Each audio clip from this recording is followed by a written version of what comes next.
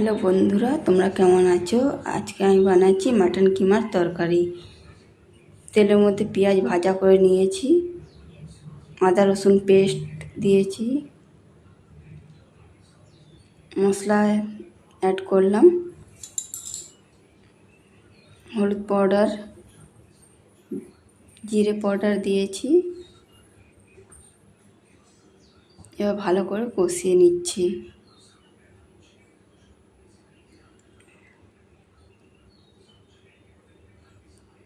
কিমা দিয়ে দিয়েছি,